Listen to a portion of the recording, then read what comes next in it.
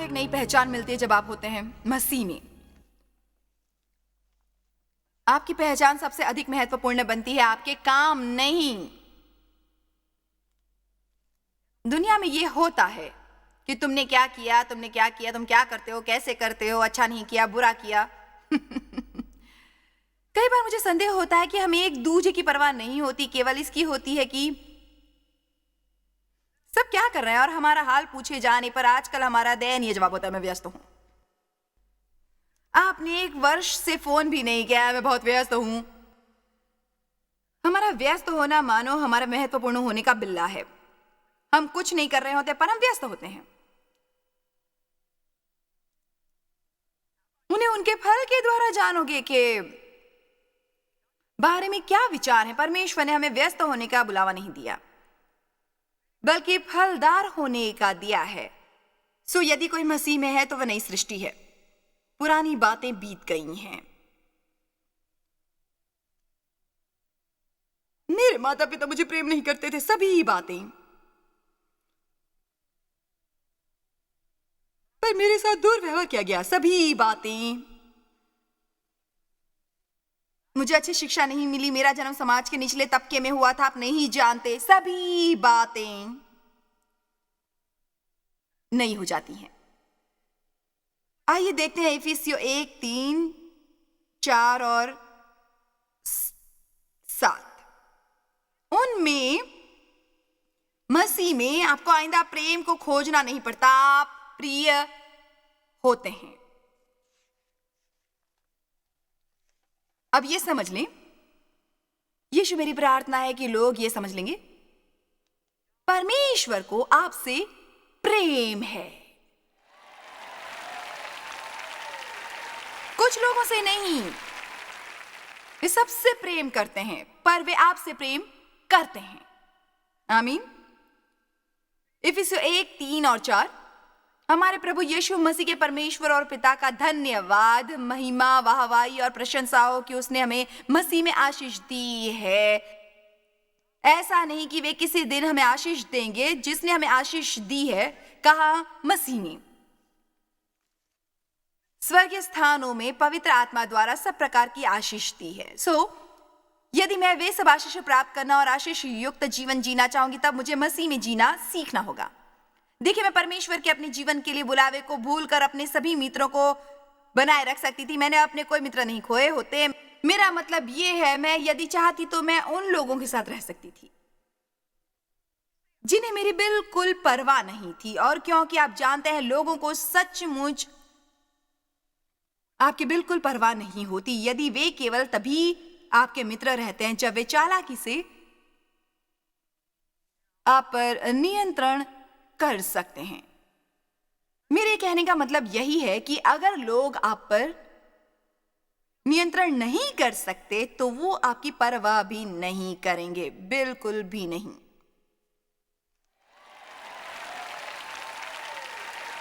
आमीन। और मैंने शीघ्र ही ये जान लिया,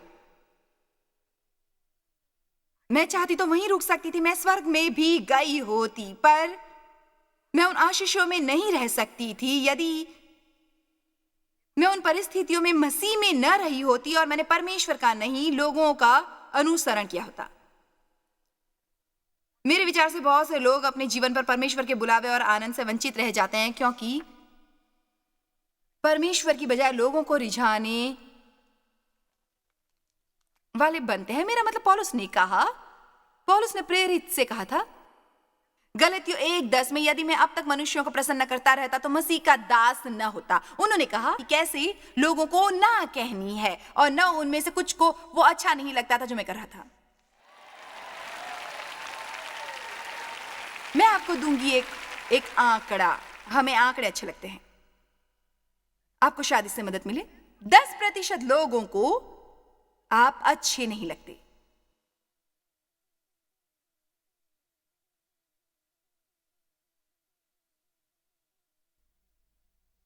ये एक संख्यात्मक तथ्य है, इसलिए हर वक्त सभी लोगों को प्रसन्न करने की कोशिश आपको मार डालेगी।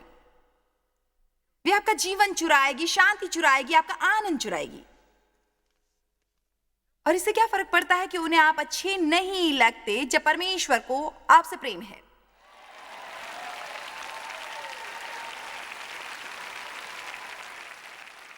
मान लीजिए एक नन्हा बच्चा बाहर गया और किसी दूसरे बच्चे ने उससे कहीं कोई कठोर बात जिससे उसकी भावनाओं को ठेस पहुंची, वे भागकर अपने माता पिता के पास घर आया और सबसे पहली बात जो हम माता पिता कहते हैं वो है, मम्मी आपसे प्रेम करती है, डैडी आपसे प्रेम करते हैं। वो लड़का महत्वपूर्ण नहीं, हमें आपसे प्रेम है।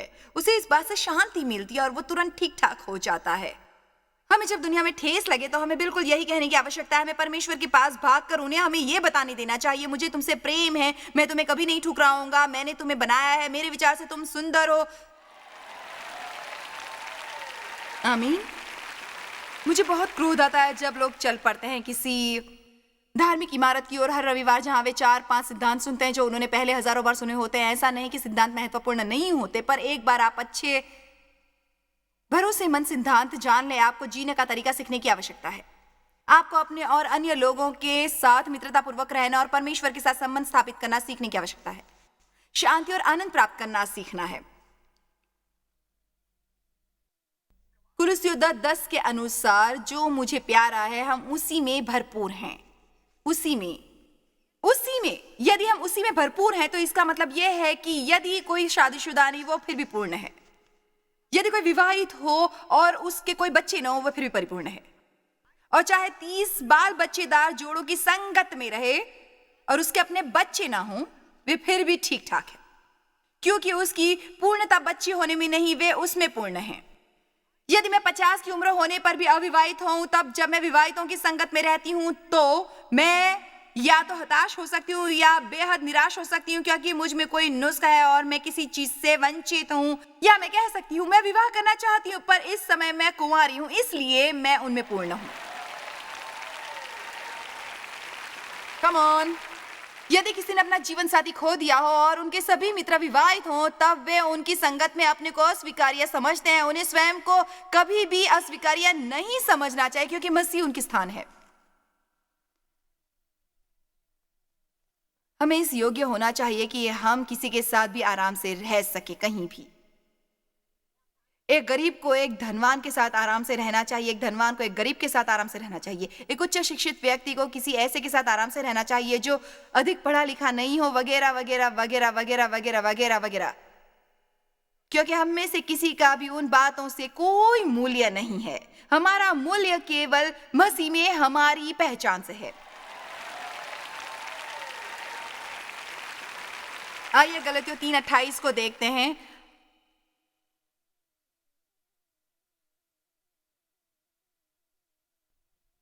मेरे बोलने की गति उनकी टाइपिंग की गति से अधिक है। ये रहा वो, सब लोग कहिए अब कोई अंतर नहीं है, कोई भेद नहीं है। न कोई यहूदी रहा और न यूनानी, न कोई दास न स्वतंत्र रहा, न कोई नर न नारी।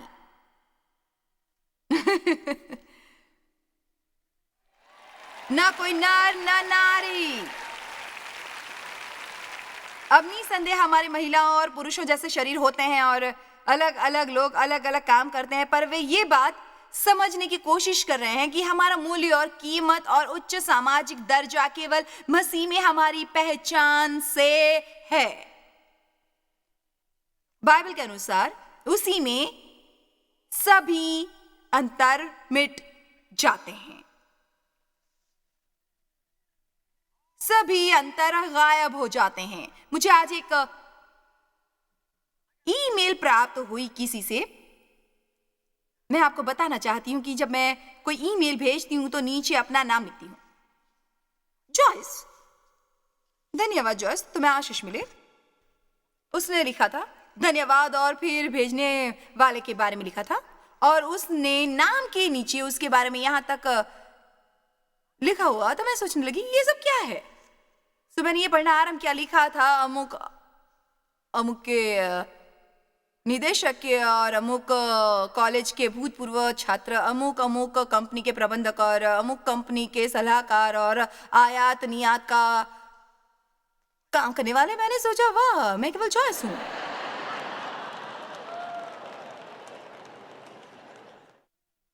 मैं कागज पर उतनी महत्वपूर्ण नहीं लगती।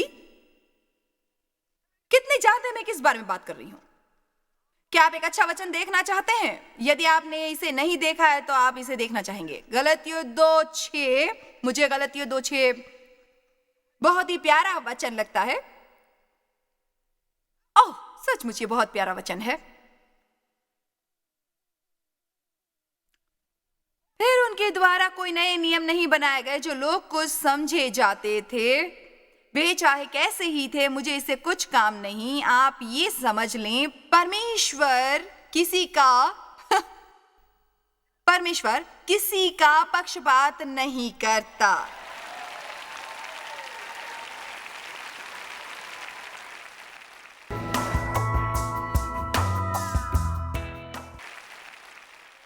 क्या आप जानते हैं, हम अपने को थका सकते हैं एक दूसरे को प्रभावित करने की कोशिश में, पर ध्यान दीजिए, परमेश्वर प्रभावित नहीं होते।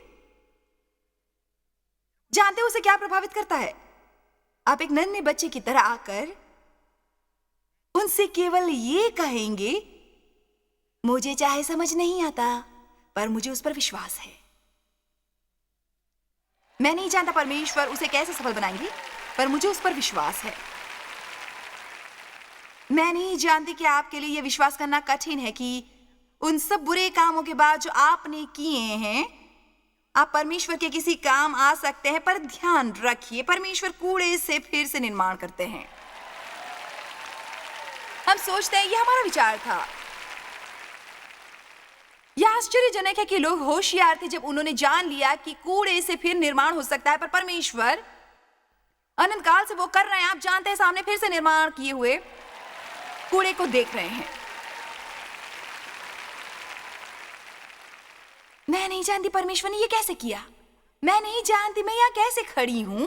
मैं नहीं जानती हमारी सेवकाई इतनी बड़ी कैसे हो गई। मैं कुछ नहीं जानती। मैं नहीं समझती कि मुझे ये करना आता है।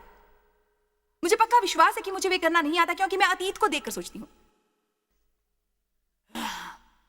मैं ये सब कैसे कर सकती हूं। पर जानते हो, दरारों वाले घड़े से प्रकाश अधिक फूटता है। इसलिए मुझे तेज प्रकाश मिला, क्योंकि मुझ में बहुत सी दरारें हैं। आमीन। आप सब ठीक हैं? आप जानते हैं, हम निरंतर लगभग दीवानगी की हद तक कोशिश करते हैं सबसे उच्च पदवी प्राप्त करने और उसे कायम रखने की। यदि आप सचमुच इसके बारे में सोचेंगे, यह आपको एक पागलपन लगेगा। मेरे साथ मरकुस अध्याय 9 की ओर चलिए। वैसे वे स्क्रीन पर लगाएंगे ही, पर मरकुस 9:31 ये एक नमूना है। मेरा मतलब ये उसका उदाहरण जैसे हम होते हैं, क्योंकि वे उस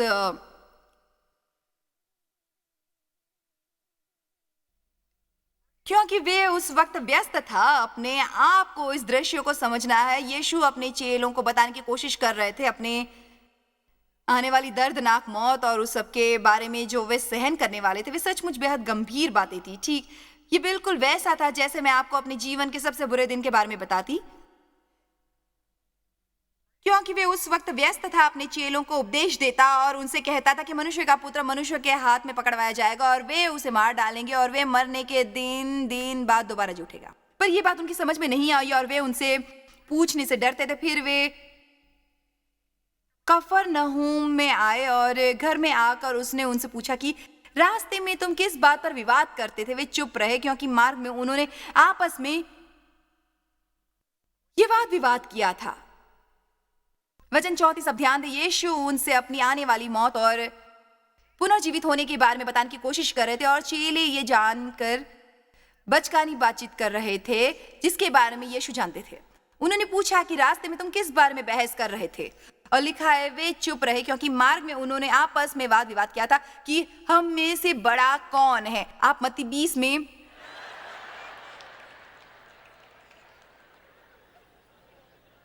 दोबारा ये देख सकते हैं। मेरा मतलब यहां आपके साथ बहुत भयानक घट रहा होता है। तब उन्होंने एक नन्हे बच्चे की बात आरंभ की। उन्होंने एक बच्चे को लिया, उससे बात करनी आरंभ की, उसे एक सबक सिखाया कि सबसे महान वे होता है जो सभी का सेवक होता है। हमारे लिए इतना महत्वपूर्ण क्यों होता है किसी और से आगे होना और किसी और से बेहतर प्रकट होना और हमेशा हर बात से अव्वल होना और किसी और की तरह बात करना, किसी और की तरह बनना, किसी और के जैसे कुछ और होना? हम क्यों पूरी तरह से उससे प्रसन्न नहीं होते जो परमेश्वर ने हमें बनाया है? और हम एक दूसरे की ओर देखना और वे बनने की कोशिश बंद क्यों नहीं करते जो हम नहीं हैं? आमीन। अपने जीवन में एक समय पर मैं बहुत बहुत बहुत प्रयास करती थी ताकि मेरे गिरजे का अभिजात सामाजिक दल में मुझे स्वीकार किया जाए। बहुत अचंभित करते हैं वह मूर्खता भरे खेल जो हम लोगों के साथ खेलते हैं, क्योंकि कई बार हम सोचते हैं कि यदि हम होंगे ऐसे लोगों के साथ जिन्हें हम महत्वपूर्ण समझते हैं, तब वे हमें महत्वपूर्ण बनाएंगे। ये समझे बिना कि हम महत्वपूर्ण हैं क्योंकि हम मसीह में हैं और वे हम हैं, और इससे अधिक महत्वपूर्ण कोई कैसे हो सकता है? आमीन। और यदि आपको एक सेवक का काम मिला तो वे धरती का सबसे महान काम है। मैं कह रही थी, मैंने इस उद्देश्य से बहुत प्रयास किए। मैं गिरजे के उन लोगों के दल में शामिल होना चाहती थी क्योंकि वे निर्णय लेने वालों का दल था, और हम उसमें शामिल हो गए। और आखिरकार डेव को गिरजे में एक पदवी मिल गई। डेव को वो पदवी पाने की बिल्कुल इच्छा नहीं थी, पर मैं चाहती थी, इसलिए उन्हें वो मिली। मैंने उसके लिए भी प्रयास किए थे। बात ये थी कि उन्हें वे पदवी नहीं मिल सकती थी यदि वे सही दल में न होते, क्योंकि उन्होंने इसका चुनाव करना था और मैं उसमें इतनी माहिर हो गई थी। आखिरकार मैं भी गिरजे के बोर्ड में चुनी गई और मैं गिरजे के बोर्ड में शामिल होने वाली पहली और इकलौती महिला थी। सो मैंने भी चालाकी से उस पद में अपने पांव जमा लिए और मैं अब एक पदवी पर थी। और सच तो यह है कि परमेश्वर को ये सब हरकतें बेहद पसंद नहीं थी। मैं उन लोगों को प्रसन्न करने की कोशिश करती और हमेशा उनके इशारों पर नाचती, पर मैं ये सब देने के लिए नहीं, प्राप्त करने के लिए कर रही थी। मैं अपने बारे में सोचती थी, मैं। पर उसके बाद परमेश्वर आड़े आ गए। एक दिन जब मैं परमेश्वर के आगे अपने दयनीय जीवन का दुखड़ा रो रही थी, दफ्तर जा रही थी, उन्होंने मुझे पवित्र आत्मा से भर दिया और उसके बहुत थोड़े समय के बाद उन्होंने आरंभ किया मुझे ये बताना कि वे चाहते हैं कि मैं वचन सिखाऊं। मैं आपसे सच कह रही हूं, मेरा वो छोटा सा दल बिल्कुल बौखला गया, क्योंकि अब मैं उनके जैसी नहीं रहने वाली थी, और यदि मैं उनकी जैसी न होती तो शर्तिया मैंने गलत होना था। गिरजे में हमारी पदवी से हमें कोई लाभ नहीं हुआ। उन्होंने डेव की पदवी या मेरे बोर्ड पर होने की परवाह नहीं की और हमें यह देखकर ये कहा, तुम या तो चुप हो जाओ या तुम यहां से चली जाओ। उन्होंने हमें आकाश से सीधा धरती पर उतार दिया। मैं आपको बता सकती हूँ कि 32 वर्ष पहले चुप करना मेरे लिए एक विकल्प नहीं था। उसे शायद होना चाहिए था, वो नहीं था,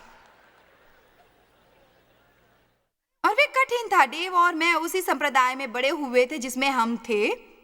उसके बाद परिवार की ओर से समस्या होती है। वे सब सोचते हैं कि आपने अपना संतुलन गंवा दिया है और आप पागल हो गए हो, आप अजीब संप्रदाय से जुड़ गए हो, इस तरह की कई बातें। पर अब उसके बारे में सोचकर ये समझ आता है कि मैंने बहुत मेहनत की थी उस दल का हिस्सा बनने के लिए, और उस पदवी को बनाए रखने के लिए मेरी कोई पदवी बची ही नहीं थी, क्योंकि जिस पल मैंने वो नहीं किया जो वे चाहते थे, उन्होंने मुझे बाहर फेंक दिया। यही होता है जब लोगों को प्रसन्न करने वाले बनते हैं आप। यदि आप लोगों को प्रसन्न करने वाले बनते हैं, आप बन नहीं पाते परमेश्वर को प्रसन्न करने वाले। यदि आप परमेश्वर को प्रसन्न करने वाले नहीं होते, तो मैं वादा कर सकती हूं कि आप प्रसन्न नहीं रह सकते। मैं अंतिम बात ये कहना चाहती हूं कि यदि आप अपने को मसीह में नहीं जानते, तो आपके जीवन में मनुष्यों का भय होगा और आप उन कुछ बातों का सामना नहीं करेंगे जिनका सामना करना चाहिए। आप ऐसी बातों को अनदेखा करेंगे जिनके साथ आपको निपटना चाहिए, और धार्मिकता की आड़ में आप कहेंगे कि आप किसी चीज के बारे में प्रार्थना करने वाले हैं जिसके बारे में आप भली भांति जानते हैं कि परमेश्वर ने आपसे उससे निपटने को कहा है। हर चीज के बारे में प्रार्थना करना जरूरी है, पर फिर कई बार हमें उससे निपटने की आवश्यकता होती है, क्योंकि परमेश्वर आपके लिए हर चीज से नहीं निपटेंगे। हमें संतुलित रहने की आवश्यकता है। मेरे लिए जो बनाए रखना कठिन था, क्योंकि मैं स्वयं हर चीज से निपटती थी और मुझे परमेश्वर की प्रतीक्षा करना नहीं आता था। आप जानते हैं कि मुझे शांति बेहद पसंद है। मेरे जीवन में पहले ही बहुत खलबली थी और मुझे शांति प्यारी है। और जीवन के इस मोड़ पर भी मुझे अपनी शांति इतनी प्यारी है कि कभी कभार मेरे सामने कुछ आता है और मुझे पता होता है कि मुझे उसमें हस्तक्षेप करना चाहिए, क्योंकि मैं आग में घी नहीं डालना चाहती। पर कितने जानते हैं कि यदि आप उन बातों को अनदेखा करेंगे जिनका आपको सामना करना चाहिए, तब वो बाद में फिर से आकर आपको परेशान करेंगी। कितने ये जानते हैं? इसलिए मैं लोगों की ये सीखने में मदद करना चाहती हूँ कि वे कौन है मसीह में, और मैं चाहती हूँ कि आप उस पर सर उठाकर खड़े हो सकें और दूसरे लोग चालाकी से आप पर नियंत्रण न कर सके। इसका मतलब लड़ाकू बनकर ये कहना नहीं कि कोई मुझे ये नहीं बताएगा कि मुझे क्या करना है और मैं इस तरह से जीवन जीऊंगा। बाइबल ये नहीं सिखाती है, ये बाइबल का सिद्धांत नहीं है। हमें जीना चाहिए एक दूसरे को प्रसन्न करने के लिए, पर तब नहीं यदि आपको प्रसन्न करने की कोशिश में परमेश्वर को प्रसन्न न करना हो। आमीन। मैं ये बताना चाहती हूँ कि आप सभी प्रशंसनीय हैं और आप परमेश्वर के हाथों से रचे गए हैं। आप में से हर एक में आप सभी से बात कर रही हूँ, किसी एक व्यक्ति से नहीं। परमेश्वर की आपके जीवन के लिए एक अच्छी योजना है। कोई भी खाई इतनी गहरी नहीं और न उसकी बाह इतनी छोटी है कि वहां पहुंचकर आपको बाहर न निकाल सके। आपकी कोई समस्या ऐसी नहीं जो परमेश्वर को हैरान करती हो।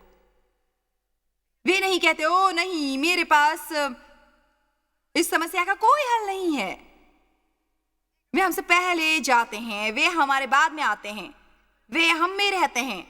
परमेश्वर के पास आपके लिए की योजना है और जैसा मैंने पहले कहा था कि आप जरूर सफल होंगे। आमीन। सब खड़े हो जाइए।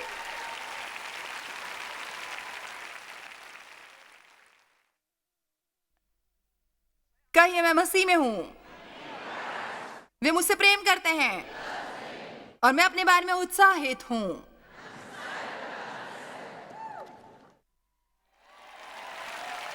मैं आपके लिए प्रार्थना करती हूँ पिता, इस प्रशंसनीय लोगों के दल के लिए। हे प्रभु यीशु, हमें सचमुच आप में स्वतंत्र होना सीखने में मदद करें, ताकि हम न केवल उसके बारे में बातें करें, गीत गाएं और उत्साहित हों, बल्कि हम सचमुच स्वतंत्रता में जी हमारी मदद करें नन्हे बच्चे की तरह बनने में, उस सादगी को बनाए रखने में जो मिलती है मसीह में। मसीह में, मसीह में। यदि कोई मनुष्य मसीह में है, वो एक नई सृष्टि है। पुरानी बातें बीत जाती हैं और सभी बातें बनती हैं बिल्कुल बिल्कुल नई। जब हम मसीह को अपना मुक्तिदाता स्वीकार करते हैं और उनके अनुयायी बनने का निर्णय लेते हैं, उसका मतलब होता है कि हमारी स्वतंत्रता मोल की गई है और उसका मूल्य दिया गया है। उनमें यूहन्ना 8:36 के अनुसार, सो यदि पुत्र तुम्हें स्वतंत्र करेगा, तुम्हें स्वतंत्र मनुष्य बनाएगा, तो सचमुच तुम स्वतंत्र हो जाओगे। हम पाप की शक्ति से मुक्त होते हैं, हम मनुष्यों के भय से स्वतंत्र होते हैं और हम स्वतंत्र होते हैं आनंद लेने को अपने जीवन का, अपने आप का और परमेश्वर का। आपके लिए सचमुच सचमुच ये समझना महत्वपूर्ण है और कृपया देखते रहें। ये सारी जानकारी लिख लें, हमें फोन करें, हमारी वेबसाइट पर आएं, कोई कदम उठाएं, अपना हिस्सा करें ताकि आपका जीवन बेहतर बने। परमेश्वर का अनुग्रह आप पर है। आपका दिन शुभ हो।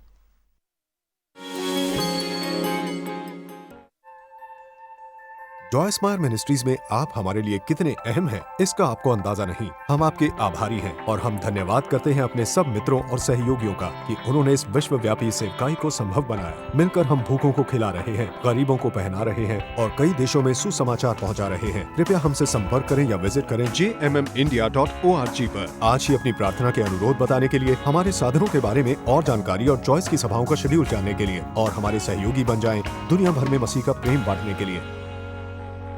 ये कार्यक्रम जॉय स्माइल मिनिस्ट्री के मित्रों और पार्टनर्स द्वारा प्रायोजित है।